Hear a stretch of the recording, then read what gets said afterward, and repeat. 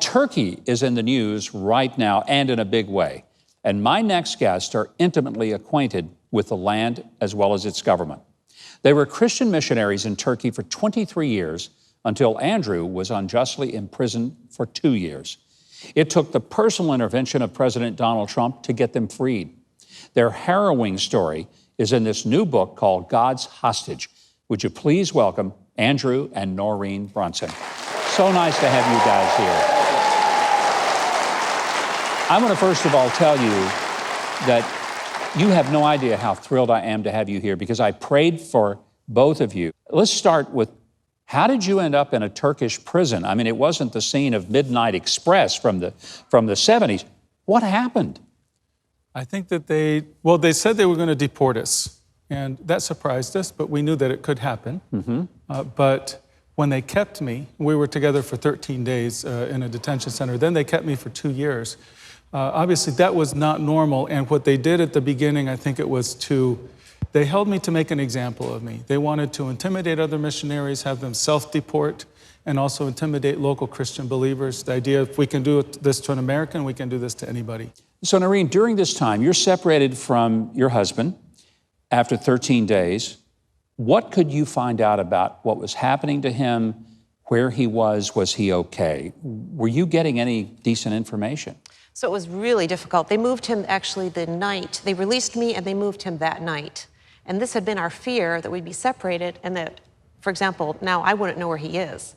So there was definitely a stress. That was a stress all the way along. He had a concern, if he's moved, will I be able to find him? But it was really difficult. We couldn't find out any information. It was like there was a wall of silence all the way up to the capital city. We kept hearing Ankara, the capital of Turkey, it will decide. An answer will come from there, except no answer was coming. Andrew, what did you hear, if anything, about what was happening with Noreen, about your case? What were you enlightened about? Well, I knew they'd accused me of being part of a terror group, an Islamist terror group. But basically, we didn't really know what the full charges were until I'd been in there 18 months. Were you ever aware of the enormously intense effort of the United States to pray for you and to try to get you out? So Noreen would come in when she had visits. We'd meet, through reinforced glass on the phone, and I would always ask her, "Are people praying for me?" And she said, "Yes, and it's growing." And as my imprisonment dragged on, we learned that it was growing more and more. So many people praying with such intensity for such a long time and in so many countries.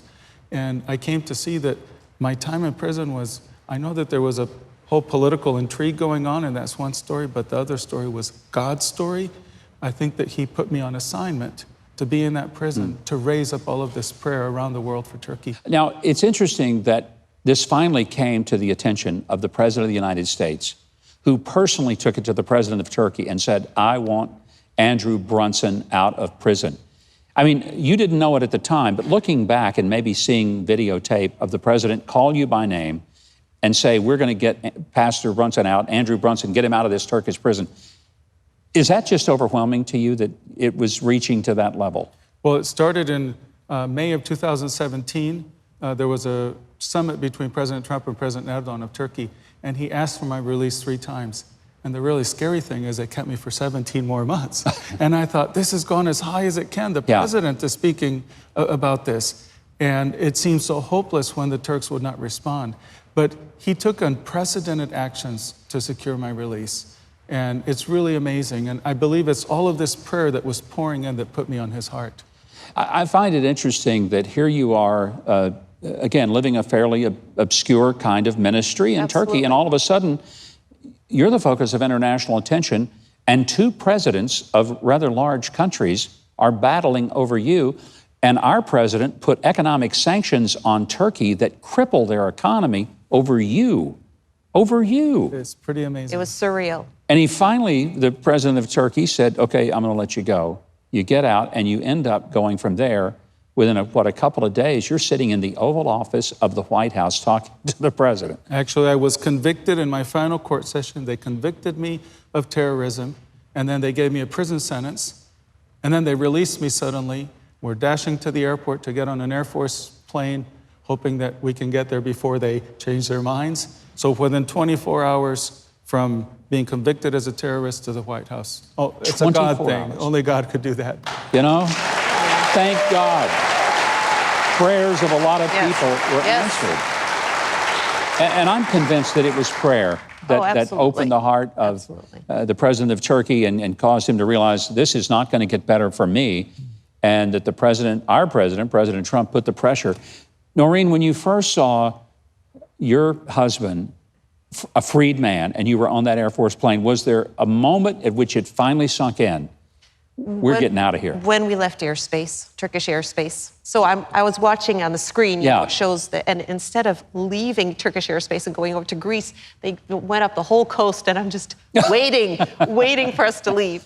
Yeah, but that's when it was real. Andrew, when you walked into the Oval Office, what did the president say to you?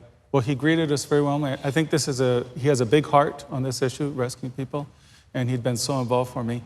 He offered me Tic Tacs. Tic Tacs? I turned to him and I said, no. But then I thought, wait, he's offering me Tic Tacs, the president is. So he gave me 3. I popped 2 of them, and I thought, what did I do? I just ate the Tic Tacs. But I kept one of them. I still have it in the bag. What a beautiful story. I'm so glad you're home, you're free, and you're able to tell the story of the power of prayer that can move the hearts of kings. You know, we sometimes think my prayers don't matter, but the prayers of righteous people all over this country and world set you free, touch the heart of 2 leaders of 2 nations, and tonight you sit here with us because people prayed. I hope people never forget that. Yes. My thanks to Pastor Andrew Brunson and his wife, Noreen. We're all very grateful that these guys are free and healthy and home. And we need to keep praying for a spiritual awakening and an end to the oppression in Turkey. Their book is called God's Hostage. It is a must-read. It's on Amazon as well as other booksellers right now. Read this remarkable story of how God set them free through your prayers. And I hope it encourages you to keep praying.